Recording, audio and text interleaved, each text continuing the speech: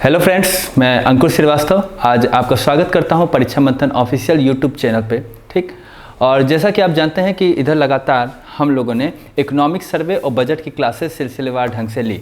ठीक, अब हम आगे आने वाले क्लासेस में भारतीय अर्थव्यवस्था की, इंडियन इकोनॉमिक की, not is economics, that is Indian economy की, भारतीय अर्थव्यवस्था की डिफरेंट चैप्टर्स को जो कि आपके एग्जाम में इम्पॉर्टेंट हैं उनको हम सिलसिलेवार ढंग से पढ़ेंगे। ठीक है, देखिए भारतीय अर्थव्यवस्था में सबसे पहले हम बात करेंगे प्लानिंग कमीशन की, आयोजना की, जो 5 ईयर प्लान थे, उसके बाद बीच में रोलिंग प्लान भी आया। ठीक है, फिर बीच में 1 ईयर प्लान भी आया। रोलिंग प्लान जेपी नारायण के समय, जयप्रकाश नारायण जी के समय आया था, और इन सभी को हम पढ़ेंगे क्योंकि हमारा देश का अब जो नई सरकार है, मोदी गवर्नमेंट है, उन्होंने नीति आयोग लाया है। नीति आयोग क्यों लाया है? न्यू इकोनॉमिक डेवलपमेंट के कॉन्सेप्ट से। ठीक, जो प्लानिंग कमीशन थी वो 5 ईयर प्लान के हिसाब से थी, जबकि नीति आयोग में जो न्यू इकोनॉमिक डेवलपमेंट का कॉन्सेप्ट है वो 3 साल का एक्शन, 7 साल की स्ट्रेटजी और 15 साल का विजन लेकर के चल रहा है। ठीक है, क्या है? 3 साल का एक्शन, 7 साल का स्ट्रेटजी, रणनीति और 15 साल का विजन। इसके पीछे कुल मिलाकर के ये उद्देश्य है कि देश की अर्थव्यवस्था में जीडीपी को बढ़ाना। देश की अर्थव्यवस्था में प्रेजेंट टाइम में जीडीपी, अगर वर्ल्ड की जीडीपी का 3% शेयर करती है, हम जीडीपी को $5 ट्रिलियन तक बढ़ाना चाहते हैं सन 2024 तक। इस $5 ट्रिलियन इकोनॉमी तक राइज करने के लिए हमें ज़्यादा से ज़्यादा स्टार्टअप्स करना पड़ेगा। सरकार ने इसके लिए आत्मनिर्भर भारत योजना लाया, साथ में project linked incentive, that is ये प्रोडक्शन लिंक्ड इंसेंटिव PLI लाया है 13 सेक्टर में। वर्तमान में ये 13 सेक्टर में 2020 में। ठीक है, स्टार्टअप तो स्टार्ट हुआ था 2016 से, पर 2020 में आते आते और ये वर्तमान में आत्मनिर्भर भारत के हिसाब से ये आया। ठीक, तो जैसे फ्लिपकार्ट है वो एक स्टार्टअप है, जोमेटो एक स्टार्टअप है, पेटीएम, ओला 2010 में आया, ये एक स्टार्टअप है, 2016 में UPI आया, ये एक स्टार्टअप है। डिफरेंट स्टार्टअप्स हैं जो कि इंडिया में प्रेजेंट टाइम में अपने राइज लेवल पे हैं और जो कि बढ़ते जा रहे हैं। इससे क्या होगा? इससे देश की इकोनॉमी बढ़ेगी, जीडीपी बढ़ेगा। जब जीडीपी बढ़ेगा तो फिर पर कैपिटा इनकम बढ़ेगा, देश विकसित होगा। तो सरकार ने अब 5 ईयर प्लान पे न ध्यान, 5 ईयर प्लान आपका 2017 तक चला। उसके बाद फिर सरकार ने नीति आयोग लाया, और ये नीति आयोग में प्रेजेंट टाइम में राजीव कुमार सर इसके CEO हैं, लखनऊ से बिलोंग करते हैं, तो लखनऊ यूनिवर्सिटी से उनकी एजुकेशन हुई है। तो ये जो है नीति आयोग ने न्यू इकोनॉमिक डेवलपमेंट का जो कॉन्सेप्ट है, न्यू इंडिया का कॉन्सेप्ट है, वो लाया है। ठीक है ना, तो हम आपको पढ़ेंगे योजना आयोग, NITI Aayog, planning in India. ठीक, इसके बारे में जानेंगे, और हमें मेन फोकस होगा फिर लाते हुए 5 ट्रिलियन इकोनॉमी। अभी मैं लेक्चर लूँगा तो मैं बताऊँगा कि 5 ट्रिलियन इकोनॉमी की बात हम क्यों कर रहे हैं। ठीक, उसके बाद राजकोषीय नीति की बात होगी, फिस्कल पॉलिसी। राजकोषीय मतलब राजा के कोष की नीति, सरकार की नीति। गवर्नमेंट ऑफ इंडिया ने प्रेजेंट टाइम में राजकोषीय नीति की क्या कहती है कि भाई हमारा फिस्कल डेफिसिट ना हो, हमारा घाटा ना हो, पर सरकार ज़्यादा से ज़्यादा इन्वेस्टमेंट कर रही है। क्यों? क्योंकि इधर जो कोरोना काल रिसेंट में आया उसमें मंदी से निपटना है, साथ ही साथ सरकार को मंदी को ख़त्म करते हुए आर्थिक गतिविधियों को तेज करने के लिए, आर्थिक गतिविधियों को गति देने के लिए, चाहे वो प्राइमरी, सेकेंडरी, टर्शियरी, क्वार्टरनरी, ये सब सेक्टर्स हों। ठीक है, चतुर्थक, पंचम क्षेत्र, इन सभी में हम वृद्धि कर सकें, इसके लिए सरकार ने राजकोषीय नीति को अपनाया है कि ज़्यादा से ज़्यादा आर्थिक गतिविधि बढ़े। तो इसके बारे में हम पढ़ेंगे। मौद्रिक नीति, मॉनेटरी पॉलिसी, जैसा कि जानते हैं कि गवर्नमेंट ऑफ इंडिया की राजकोषीय नीति होती है और रिजर्व बैंक ऑफ इंडिया की मॉनेटरी पॉलिसी आती है। और ये जो मॉनेटरी पॉलिसी है ये समय दर समय ये सरकार लाती है कि किस हिसाब से हमारी आगे गैर योजनाएं हैं, वो किस हिसाब से रिजर्व बैंक ऑफ इंडिया की repo rate, reverse repo rate, CRR, SLR, ठीक है, MSF, सरकार इसका रिवीजन करती है। Reserve bank of India revision करती है। Reserve bank of India revision इसलिए करती है कि टोटल, एक तो इनका मेन फोकस होता है RBI का कि हमें 2 to 6% हमें इन्फ्लेशन का टारगेट रखना है, कि हमारा जो मुद्रास्फीति है वो 2 से 6% के बीच में रहेगी। मतलब ये, इससे हमें राइज नहीं करना है, 2 से 6% हमारी मुद्रास्फीति रहनी है। ठीक, और इससे क्या है कि मार्केट में जो संगठित तंत्र हैं, ठीक, वो एक नियामक अथॉरिटी के आधार पे अपने ग्राहकों को ऋण दे सकें। साथ में वो अपने दीर्घकालिक एक्टिविटी और अल्पकालिक जो क्रियाविधि के लिए अपनी पूंजीगत आवश्यकताओं को पूरा कर सकें बिना किसी रिस्क के, ठीक, बिना किसी जोखिम के लिए। तो आरबीआई इनके लिए एक नियामक एजेंसी की तरह से कार्य करता है। आरबीआई इनको एक समय समय पे मॉनेटरी पॉलिसी से गाइड करता है, ठीक है। तो हम मौद्रिक नीति के बारे में बात करेंगे। उसके बाद हम बैंकिंग की बात करेंगे। बैंकिंग जैसे बैंकों का इतिहास क्या रहा है, ठीक है। भारत में पहले प्रेसिडेंसी थे, प्रेसिडेंसी में बैंकिंग थी, ठीक। जैसे कोलकाता है, मुंबई है, ठीक है, मद्रास है, ये प्रेसिडेंसी थे, तो वहाँ पे बैंकिंग स्टार्ट हुई थी। तो वहाँ पे बैंकों के इतिहास के बारे में बात करेंगे, बैंकों के वर्गीकरण के बारे में बात करेंगे और आरबीआई और मौद्रिक साख नीति के बारे में हम इसमें बात करेंगे। अब फिर हम बात करते हैं बैंकों में सुधार एवं समिति। समय पर जैसे कि नरसिंघम समिति आई है, वित्तीय स्थिरता एवं विकास समिति आई है। तो इस तरह जो समितियां आई हैं, जैसे नायक समिति है, उर्जित पटेल जी की समिति है, इन सभी पे हम यहाँ बैंकों में सुधार एवं समितियों में टॉपिक में बात करेंगे।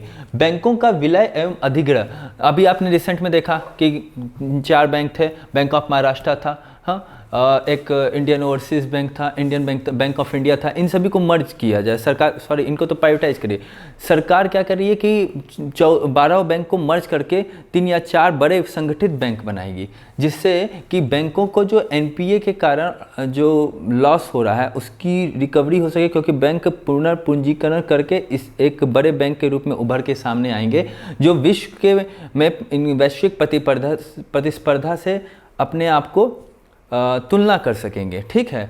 और साथ ही साथ जो बेसल 3 के मानक हैं बैंकों के लिए अंतर्राष्ट्रीय स्तर पर, उनकी भी पूर्ति कर सकेंगे, ठीक है। तो हम यहाँ पे बैंकों के विलय एवं अधिग्रहण पे एक डिटेल चर्चा करेंगे। ये वर्तमान में काफ़ी इशू ये बढ़ा हुआ है। जैसे निजी बैंक के हेतु लाइसेंस के बारे में भी हम चर्चा करेंगे। जो जोखिमपूर्ण संपत्ति है, ठीक है, रिस्क है जिनमें, जो बाद में एनपीए का रूप ले लेते हैं, उनके बारे में ये चर्चा करेंगे, ठीक। उसके बाद हम बात करते हैं वित्तीय समावेशन की, है, फाइनेंशियल इंक्लूजन की। देखिए, फाइनेंशियल इंक्लूजन में जैसे वाइट लेबल एटीएम लाया, इसमें रंगराजन जी की समिति है, नचिकेत समिति बनी थी, और साथ में जैसे पेमेंट बैंक है, स्मॉल फाइनेंस बैंक है, बैंकिंग लोकपाल है। तो बैंकिंग लोकपाल की कोई कई बैंक ऐसे होते हैं कमर्शियल, जैसे कहा जाता है कि भाई आप ग्रामीण सेक्टर में आपको इतना बैंक ओपन करना है। क्यों खोलना है? क्योंकि प्रधानमंत्री जनधन के इतने खाते आपके खोलने हैं। क्यों खोलने हैं? क्योंकि ज़्यादा से ज़्यादा लोग बैंकिंग सिस्टम से जुड़ें, बैंकिंग इंक्लूजन हो, फाइनेंशियल इंक्लूजन हो। इसमें नचिकेत जी की समिति है, रंगराजन समिति की रिपोर्ट है। तो इन सभी के बारे में हम डिटेल चर्चा करेंगे वित्तीय समावेशन में। उसके बाद एनपीए की समस्या, इधर रिसेंट इरा में एनपीए की समस्या काफ़ी बड़ी है, तो उसके बारे में चर्चा करेंगे। मुद्रा का अर्थ क्या है, मुद्रा की परिभाषा क्या है, मुद्रा के प्रकार क्या है, मुद्रा की आपूर्ति कैसी होती है, ठीक है। अब इसके बाद M1, M2, M3, M0, M4, ये सब जितने भी हैं इनके बारे में हम यहाँ पे चर्चा करेंगे, ठीक है। जैसे M1 है, M2 है, M3 है, M4 है, ठीक है। तो ये सब के बारे में हम चर्चा करेंगे। M0 है, तो ये मुद्रा के टॉपिक जब पढ़ेंगे तो ये मुद्रा के बारे में चर्चा करेंगे। उसके बाद बात आती है मुद्रा का बाजार या फिर पूंजी बाजार, ठीक है।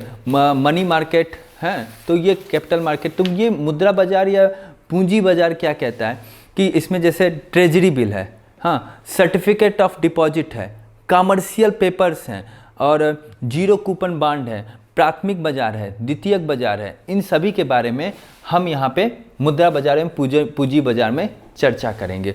फिर बात आती है स्टॉक मार्केट की, जैसे शेयर बाजार, जिसे आप जनरली मोटा मोटी सामान्य रूप में आप जानते होंगे। जैसे इसमें हमारा आता है जैसे नेशनल स्टॉक एक्सचेंज है, हाँ, एक है बॉम्बे स्टॉक एक्सचेंज है, ठीक। उसके साथ अमेरिकन डिपॉजिटरी रसीद के बारे में, एडीआर के बारे में हम आपको बताएंगे। इसके बाद ग्लोबल डिपॉजिटरी रसीद के बारे में आपको बताएंगे, डीमेट अकाउंट के बारे में बताएंगे, स्वीट शेयर्स, ठीक।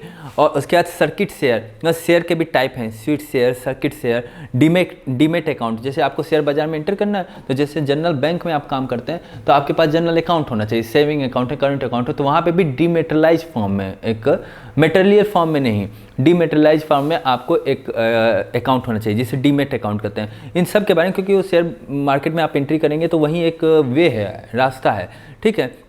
सेबी के बारे में यहाँ पे हम चर्चा करेंगे स्टॉक मार्केट में।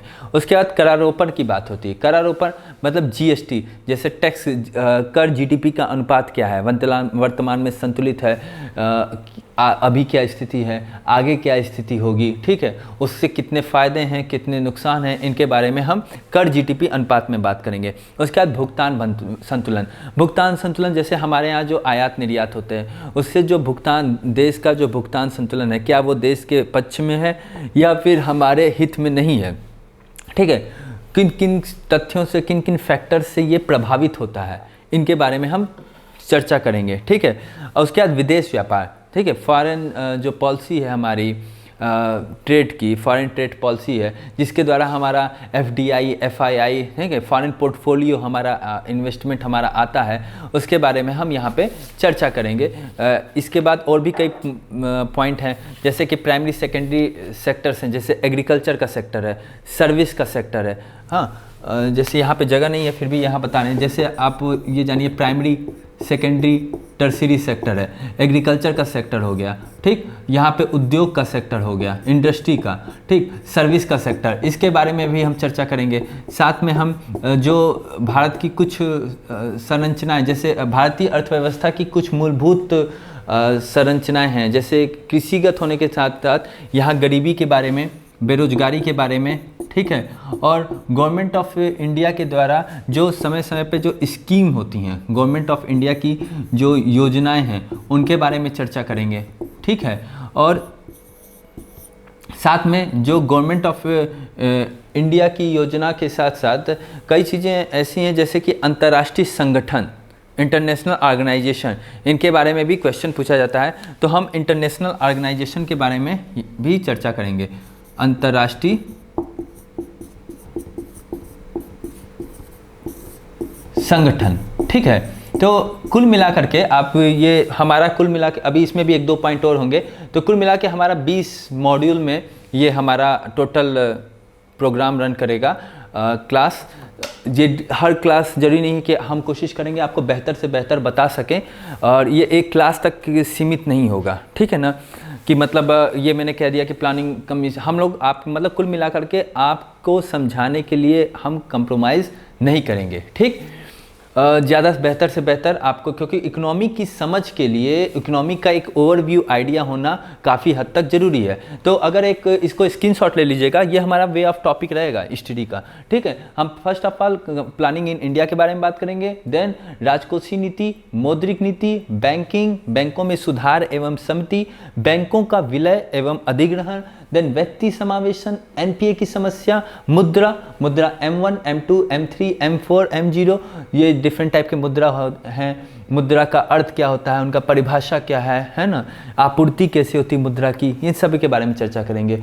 साथ में हम स्टॉक मार्केट जैसे कि नेशनल स्टॉक मार्केट है, हाँ, बॉम्बे स्टॉक मार्केट है, डीमेट अकाउंट क्या है, और अमेरिकन डिपॉजिटरी रसीद क्या होती है, ग्लोबल डिपॉजिटरी रसीद क्या होती है, जीडीआर, एडीआर, ये सब के बारे में चर्चा करेंगे। करारोपण, टैक्स का स्ट्रक्चर कैसे कैसे टैक्सेशन होते हैं, डिफरेंट टाइप ऑफ टैक्स क्या है, डायरेक्ट टैक्स, इनडायरेक्ट टैक्स, उसके बाद जीएसटी आया, कस्टम ड्यूटी, एक्साइज ड्यूटी, सब सेज, सरचार्ज, ठीक, जीडीपी से इसका क्या रेशियो है, इसके बारे में चर्चा होगी। फिर उसके बाद बैलेंस ऑफ पेमेंट, भुगतान संतुलन के बारे में चर्चा करेंगे। देन उसके बाद आपका different sector, primary secondary tertiary sector, ये उसके बाद एक चतुर्थक सेक्टर भी है, पंचम सेक्टर भी है, ठीक, ये इसके बारे में चर्चा करेंगे। गरीबी, बेरोजगारी, गरीबी पे जो तेंदुलकर कमेटी की जो रिपोर्ट आई है, और इसके पहले भी जो रिपोर्ट्स आई हैं, रंगराजन कमेटी की रिपोर्ट है, उस पर चर्चा करेंगे। बेरोजगारी पे हम चर्चा करेंगे। गवर्नमेंट ऑफ इंडिया की प्रोग्राम्स होते हैं, ठीक, कुछ गवर्नमेंट सेंट्रल स्पॉन्सर्ड प्रोग्राम होते हैं, कुछ डायरेक्ट इंसेंटिव प्रोग्राम होते हैं, उनके बारे में चर्चा करेंगे। अंतर्राष्ट्रीय संगठन के बारे में चर्चा करेंगे, कुछ और पॉइंट होंगे उनके बारे में हम चर्चा करेंगे। तो अब आज की क्लास स्टार्ट करते हैं, ठीक। इन सभी पॉइंट को, मॉड्यूल्स को नोट कर लीजिएगा। हम इसी ट्रैक पे धीरे धीरे हमारा वे ऑफ जो कवरिंग होगा, ठीक है, सिलेबस को कवर करने का, वो मोटिव इसके पीछे यही होगा। ओके, इसको मिटा दे रहा हूँ, इसको आप नोट कर लीजिएगा स्क्रीनशॉट लेकर के, ठीक है ना।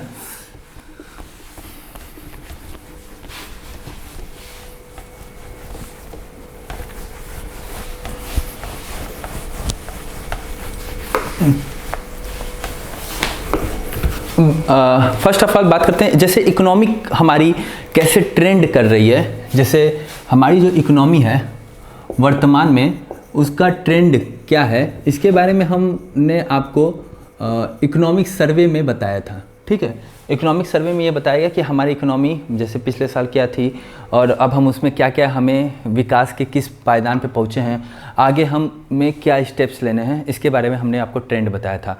आपको मैं एक बात बताऊं कि इंडिया में वर्तमान में एक ये लेक्चर इंट्रोडक्टरी लेक्चर है कि आपको मैं बताऊंगा कि इकोनॉमिक्स है क्या। आपको इकोनॉमिक्स अलग चीज़ है, इंडियन और इकोनॉमी अलग चीज़ है और इंडियन इकोनॉमी अलग चीज़ है, तीनों में डिफरेंस है। अर्थशास्त्र, अर्थव्यवस्था और भारतीय अर्थव्यवस्था, तीनों में एक डिफरेंस है।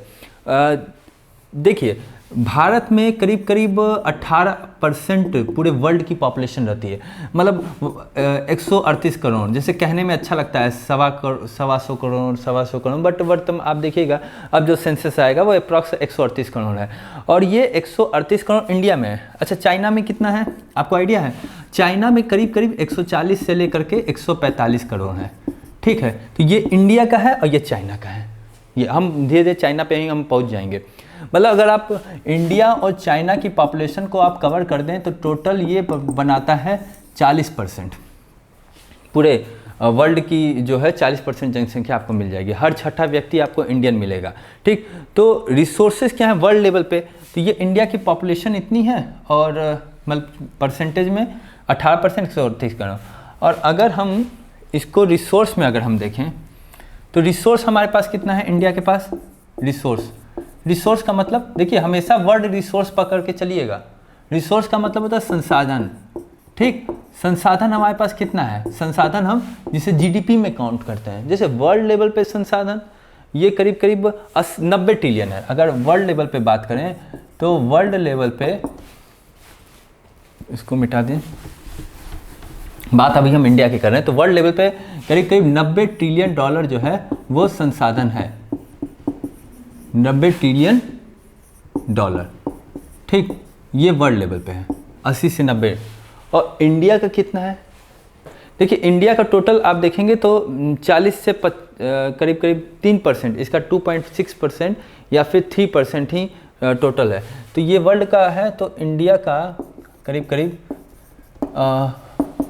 Less than 3% of world GDP. ठीक है, वर्ल्ड के जीडीपी के अप्रॉक्स में आप देखेंगे तो 3% है।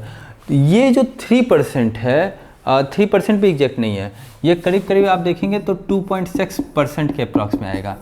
ठीक, तो ये 3% जीडीपी जो वर्ल्ड जीडीपी है ये करीब करीब केवल 40 से 45 करोड़ के लोगों के लिए ही, पॉपुलेशन के लिए ही केवल मतलब एफोर्डेबल है या उन्हीं को एसेस कर सकता है, उससे ज़्यादा लोगों को एसेस नहीं कर सकता है। बट पॉपुलेशन कितनी है? 138 करोड़। तब जायज़ है कि इंडिया में क्या क्या हो सकता है? हंगर होगा, माल न्यूट्रिशन होगा, और फिर क्या होगा? देन अनएम्प्लॉयमेंट है ही, पावर्टी हो ही। क्योंकि भाई इतनी पॉपुलेशन को कवर करने के लिए इकोनॉमिक एक्टिविटी का भी तो काफ़ी हद तक बड़ा होना ज़रूरी है। जब इकोनॉमिक एक्टिविटी होगी तभी तो वो जा कर के एम्प्लॉयड होंगे तो उनके पास अर्निंग आएगी, उनकी स्किल बढ़ेगी और फिर हेल्थ होगा, एजुकेशन होगा। ठीक है, तो आने वाली जनरेशन को फिर कौशल विकास की जो हम लोग बात कर रहे हैं और उससे फिर फाइनली जीडीपी राइज करेगी। ये टोटल एक स्ट्रक्चर है। मेरा आज का क्लास का सेशन लेने का यही व्यू है कि आप पहले कॉन्सेप्ट को समझिए। क्या है? 18% हम है 138 करोड़ पूरे वर्ल्ड के पॉपुलेशन के लिए, और जीडीपी हमारा इतना, और हमको कवर ये है केवल 40 से 45 करोड़ के लिए। तो फिर हम इसको कैसे करेंगे? तो सरकार के पास टारगेट क्या है? सरकार को क्या करना चाहिए? आपको क्या लगता है? देखिए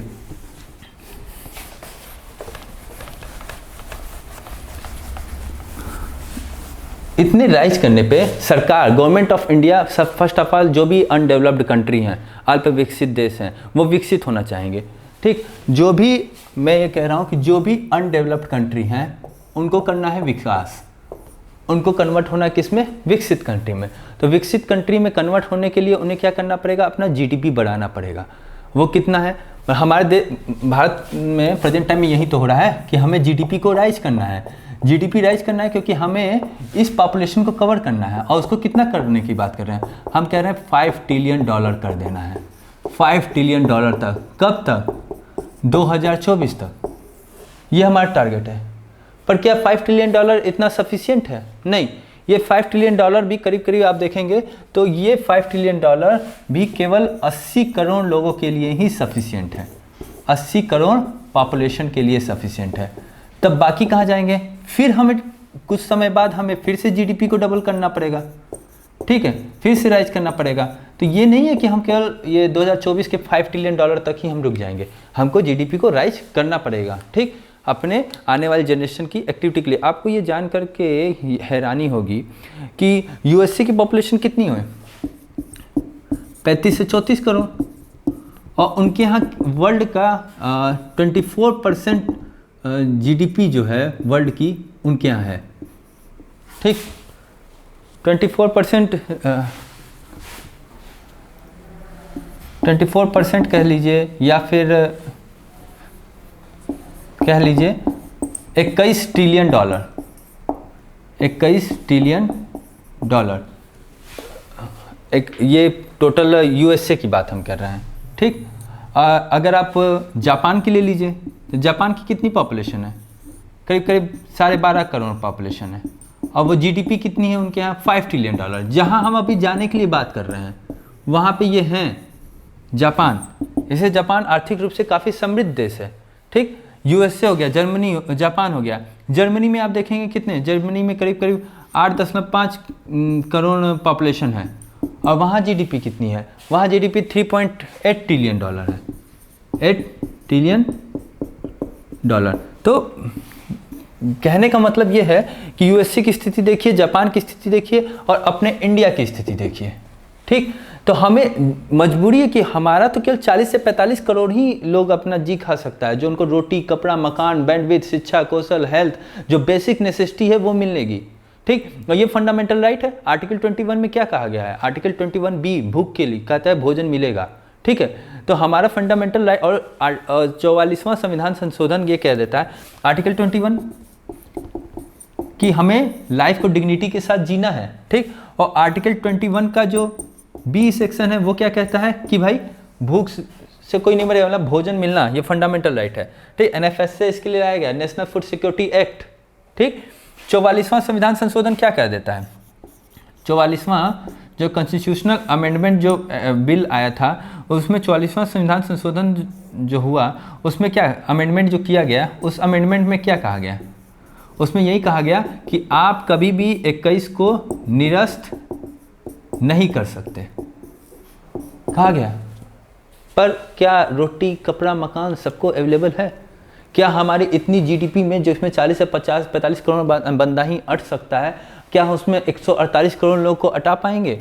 जायज़ नहीं हटा पाएंगे। तो सरकार जितनी प्रोग्राम ला रही है कि जीडीपी हमारा बढ़ जाए, आत्मनिर्भर भारत में प्रोजेक्ट लिंक्ड इंसेंटिव के फॉर्म में और स्टार्टअप के फॉर्म में ये जो इतने दे रहे हैं, इतने इंसेंटिव क्यों दिया जा रहा है? आप देखिए अलीबाबा, अमेज़न, हाँ, एप्पल, फेसबुक, ये सभी जो है इनकी जो नेट वर्थ है ना पर ईयर की, वो कई देशों के जो एनुअल जो जीडीपी है उससे राइज है, उससे ज़्यादा है। कहीं ना कहीं ये उपनिवेशवाद में क्या हुआ था? संसाधनों के दोहन के लिए उपनिवेशवाद आया था, ठीक। अभी उस पे आते हैं। तो कुल मिला करके हमारा अनडेवलप्ड है, हमको करना डेवलप। तो हमें जीडीपी बढ़ाना है, $5 ट्रिलियन इकोनॉमी, ठीक, $80 करोड़ हम यहाँ पे पहुँच पाएंगे। तो भारत की अर्थव्यवस्था में एक और चीज़ जानेंगे कि भारत की अर्थव्यवस्था में अगर इंडियन इकोनॉमी में एक चीज़ देखिएगा कि वो रूरल एरिया भी है और यहाँ पे अर्बन एरिया भी है, ठीक है ना। वर्ड को सुनते जाइए, आप नोट कर लीजिएगा। ग्रामीण क्षेत्र में कितने लोग रहते हैं? करीब करीब 68% लोग ग्रामीण क्षेत्र में रहते हैं, और शहरी क्षेत्रों में कितने लोग रहते हैं? करीब करीब 32% रहते हैं। बट जीडीपी में अगर आप देखेंगे, ये जीडीपी, ये तो आपकी पॉपुलेशन थी, पॉपुलेशन, ठीक। तो अगर आप पॉपुलेशन की बात हो रही है, ठीक, अगर आप ये पॉपुलेशन है, ये जीडीपी के फॉर्म में देखेंगे तो यहाँ पे टोटल 12% ही इसका जीडीपी है, और यहाँ पे 88% जीडीपी का संकेंद्रण है। बताइए असमानता होगी कि नहीं? जायज़ असमानता होगी, ठीक है। तो फिर अब हम ये कह रहे हैं कि आप इसको जैसे जैसे मैं बताते जाऊँ इसको लेक्चर में नोट करते जाइएगा, वीडियो डाउनलोड करके, ठीक। तो एक सीक्वेंस बना रहेगा, ठीक। अब हम बात करते हैं कि जैसे कि हमारा टारगेट क्या है। अभी जैसे सरकार ने कई टारगेट रखा है, हाँ, सरकार ने क्या रखा है, राष्ट्रीय स्वच्छता मिशन रखा है ना कि नहीं। सरकार के कुछ टारगेट हैं, राष्ट्रीय स्वच्छता मिशन। राष्ट्रीय स्वच्छता मिशन क्या है, राष्ट्रीय स्वच्छता मिशन 1.0 ये कंप्लीट हो चुका है। अब राष्ट्रीय स्वच्छता मिशन 2.0 रन कर रहा है, ठीक है। सौभाग्य योजना, सरकार कह रही है कि हम सबको बिजली देंगे, ठीक है। कब तक, 2000, सौभाग्य योजना के लिए 2022 का टारगेट रखा गया है। फिर आवास के लिए कह रही है, सबको आवास देंगे, कब तक, 2022 तक। सबको नेट देंगे, अब बैंडविड्थ भी फंडामेंटल राइट हो गया है, ठीक है, कि सबको डाटा मिलेगा 2023 तक, ठीक है। फिर क्या कह रही है, फिर कह रहे हैं कि ये जो हमें भूख है, जो हंगर है, चाहे माल न्यूट्रिशन है, ठीक है, कुपोषण है, इसको भी हम ख़त्म कर देंगे। कब तक, भूख को ख़त्म करेंगे, कुपोषण को ख़त्म करेंगे, इस सब का टारगेट रखा गया है। क्या, 2022 तक का टारगेट रखा गया। 2030 तक गरीबी ख़त्म कर देंगे। सरकार कह रही है कि हम गरीबी को ख़त्म कर देंगे, कब, 2030 तक। देख रहे हैं, मतलब सरकार का टारगेट ये है। और ये सब चीज़ किससे होगा, पैसे से, जीडीपी से। हमें जीडीपी को बढ़ाना है, मतलब जो अनडेवलप्ड कंट्री है उसको हम डेवलप्ड करना है। कुल मिला के कहने का मतलब यह है। जल जीवन मिशन 2024 है, जल जीवन मिशन शहरी कब आया था, 2025 के लिए टारगेट रखा गया है। एक ये भी लिख दीजिए, सरकार कह रही है कि हम जल जीवन, सबको पानी देंगे, ठीक, नल से जो सप्लाई है साफ, और शहरी क्षेत्र में भी देंगे। तो जो शहरी क्षेत्र में, ये तो जल जीवन मिशन हुआ, और जो शहरी क्षेत्र का जो जल जीवन है मिशन, उसका टारगेट है 2025 और इनका है 2024, ठीक। तो राष्ट्रीय स्वच्छता मिशन 1, राष्ट्रीय स्वच्छता मिशन 1 कंप्लीट हो गया, 2 स्टार्ट कर दें। जल जीवन मिशन 2024 के लिए, जल जीवन मिशन शहरी 2025 के लिए। सौभाग्य, सबको बिजली देना है, आवास देना है, नेट देना है, भूख, कुपोषण, गरीबी, इन सब से खत्म। पर क्या ये सब मिल पाएगा? ये सब मिलने के लिए जीडीपी भी तो बढ़ाना पड़ेगा। हमारा कुल लोग है 138 करोड़ और हमारी जो जीडीपी है वर्तमान में वो कवर करेगी 50 करोड़। तो सरकार तो हमेशा कहेगी गरीबी हटेगी, भूखमरी हटेगी। नहीं, सरकार के पास भी लिमिटेड रिसोर्सेज हैं, तो वो तो अपनी बात करने के लिए स्टेप ली है, पर सरकार कितने तक ये क्रियान्वित हो पाएगा, इसके लिए कैसे हम बढ़ेंगे। तो हम अब बात करते हैं, इसको मिटाते हैं इकोनॉमिक्स की। अब इसीलिए हम यहाँ पे ये सब चर्चा इसलिए किए कि हम इकोनॉमिक्स पढ़ रहे हैं, ठीक है। देखिए, इकोनॉमिक्स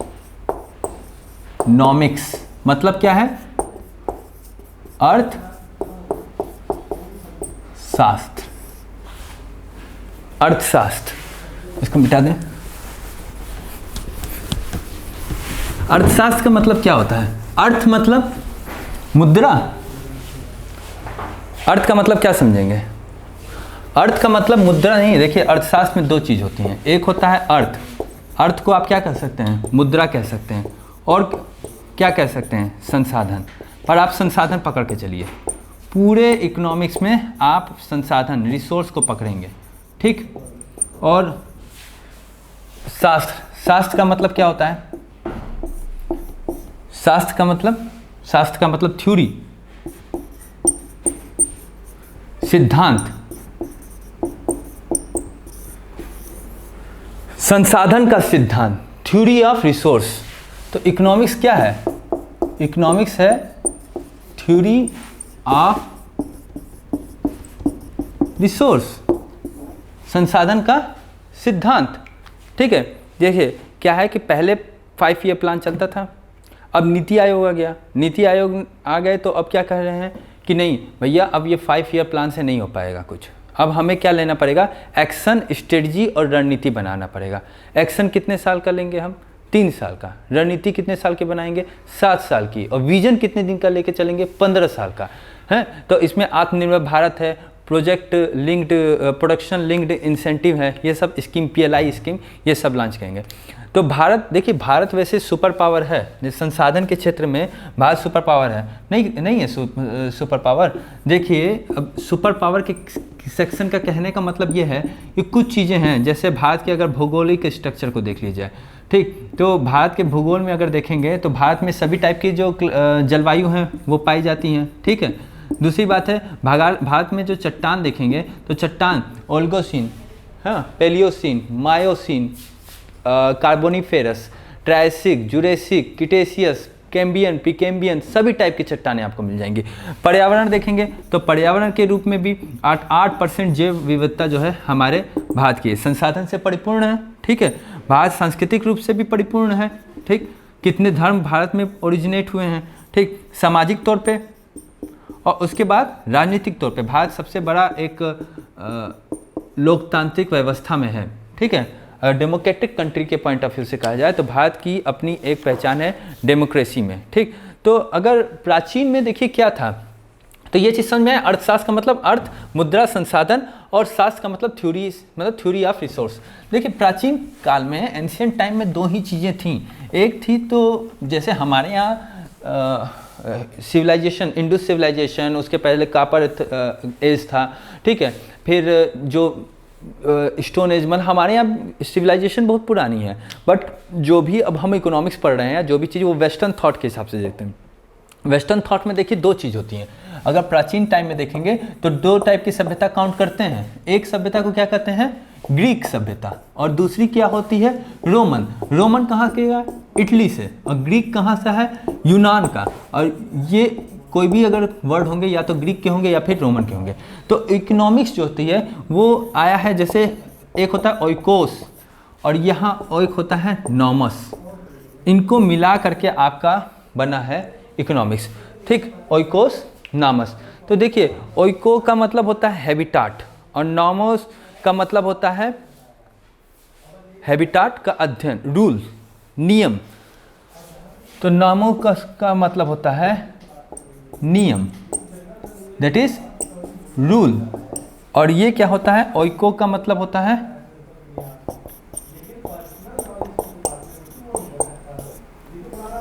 हैबिटाट, ठीक है। मतलब क्या, देखिए पहले क्या था कि लोग घरों में रहते थे, जैसे प्राचीन काल में हमने बताया ग्रीक और रोमन सभ्यता होती है, ओइको नामस कहते हैं। तो ओइको का मतलब होता है हैबिटाट और नॉमस का मतलब होता है नियम।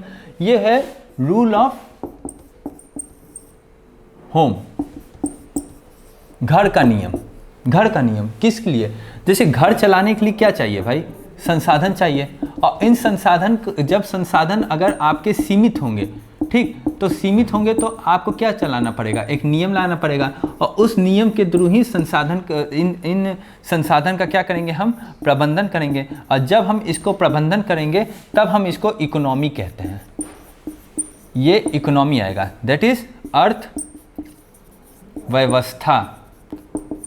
अर्थव्यवस्था, अर्थव्यवस्था अलग चीज़ है, इकोनॉमिक्स अलग चीज़ है। इकोनॉमिक्स में नियम पढ़ते हैं, ठीक है, इकोनॉमिक्स में थ्योरी ऑफ रिसोर्स पढ़ते हैं। और ये इसकी ओरिजिन कहाँ से है, ग्रीक वर्ड से है, मतलब हैबिटाट, नियम। अब ये रूल ऑफ होम था, मतलब घर में जो संसाधन थे सीमित थे उनको हम यूज करना था। अब कोई भी संसाधन सीमित हो तो उसको यूज करने के लिए अनुशासित होना चाहिए। अनुशासन के लिए हमें क्या चाहिए, नियम चाहिए, ठीक। और उसके लिए हम प्रबंधन किए, देन और फिर जो नियम बने उनको हमने उनके द्वारा संसाधन का प्रबंधन किया गया। तो जो संसाधन का प्रबंधन कहलाता है उसे हम अर्थव्यवस्था कहते हैं, ठीक है। तो ये जो नियम बने घर के चलाने के लिए, इनको संसाधनों का नियमन किया गया, ठीक। और नियमन के लिए क्या किया, जैसे हमने कहा था उसके पहले थ्योरी ऑफ रिसोर्स, ठीक। थ्योरी ऑफ रिसोर्स मतलब संसाधनों का सिद्धांत, संसाधन का सिद्धांत। देखिए सिद्धांत क्या है, अब सिद्धांत क्या होगा, बात ये है, देखिए पूंजीवाद एक सिद्धांत है जो ये कहता है बाजारवाद की ओर, मैक्सिमम टू मैक्सिमम प्रोडक्शन कीजिए, ज़्यादा से ज़्यादा उत्पादन करेंगे जब ज़्यादा से ज़्यादा उत्पादन करेंगे तो क्यों करेंगे? क्योंकि लाभ ज़्यादा से ज़्यादा होना चाहिए। मशीनीकरण पर डिपेंडेंट है, श्रम को कम करेगा। समाजवाद, समाजवाद क्या कहता है? समाजवाद वो कहता है डिस्ट्रीब्यूशन के लिए, तुम वितरण करो, ज़्यादा से ज़्यादा वितरण करो। किस लिए करो? क्योंकि हमें लाभ नहीं कमाना है, हमें वेलफेयर करना है। क्या करना है? कल्याण के लिए, वेलफेयर के लिए करना है। ठीक है। तो राष्ट्रवाद, ये सभी क्या हैं? ये सभी क्या हैं? थ्योरी हैं। और इन थ्योरी के लिए नियम का संग्रह होता है। नियम का संग्रह, ये सभी नियम इकट्ठा हो करके इन थ्योरी को इम्प्लीमेंट कराने के लिए एक समय दर समय लाते हैं। तो प्रोग्राम्स लाते हैं। जैसे हमारा देश क्या है? हमारा देश मिक्स्ड इकोनॉमी है। ठीक, मिक्स्ड इकोनॉमी में क्या कहते हैं? हम पूंजीवाद भी हैं, थोड़ा समाजवाद भी लिए हुए हैं। ठीक है, तो इस हिसाब से हम यहाँ पे चलते हैं। देखिए इसमें क्या हुआ कि अगर यहाँ जो पूरी की पूरी अर्थव्यवस्था के लिए अगर हम बात करें तो अर्थशास्त्र में रिसोर्स क्या है? हमने बात किया अर्थशास्त्र में रिसोर्स, ये जो संसाधन है वो संसाधन क्या है? अर्थशास्त्र में संसाधन सीमित है। ये चीज़ पकड़ के चलिएगा, सीमित संसाधन। ठीक, तो ये एक तो ग्रीक वर्ड से आया जिसको ओइकोस और नोमोस के हिसाब से देखेंगे। ठीक है। दूसरी बात क्या है? घर का नियम, संसाधनों के लिए नियम, घर रूल ऑफ होम। घर के नियम क्यों? क्योंकि घर में संसाधन है और वो संसाधन क्या है? सीमित है। तो उन संसाधन के सीमित का संसाधन का यूज करके अपनी दैनिक क्रियाविधि को चलाने के लिए हमें कुछ सिद्धांत की ज़रूरत है। यही संसाधन नियम जो कि पहले घर के लिए थे बाद में देश के लिए बन गए। और उसी तरह पूंजीवाद, समाजवाद, राष्ट्रवाद, ठीक है, लेबर इंसेंटिव मॉडल देखेंगे, पीपीपी मॉडल देखेंगे, एलपीजी मॉडल देखेंगे, है ना। हेराल्ड डोमर मॉडल आया था, महालनोबिस मॉडल आया था, अब न्यू इंडिया मॉडल आ रहा है। बीच में राम मनमोहन जी का मॉडल आया था जो कि एलपीजी को लाया। एलपीजी क्या? तो रुकिएगा, अब सीमित संसाधन है। सीमित संसाधन मतलब स्केयर रिसोर्स, इसको पकड़ के चलिएगा। जहां मैं बोलूँगा स्केयर रिसोर्स, क्योंकि आपके यहाँ रिसोर्स हमेशा सीमित है। देखिए अगर एक, इसको मिटा दें, मेरे साथ चलने की कोशिश कीजिएगा। ठीक है, स्केयर रिसोर्स की बात करें। ठीक, तो स्केयर रिसोर्स में क्या है? मिटा दिया जाए।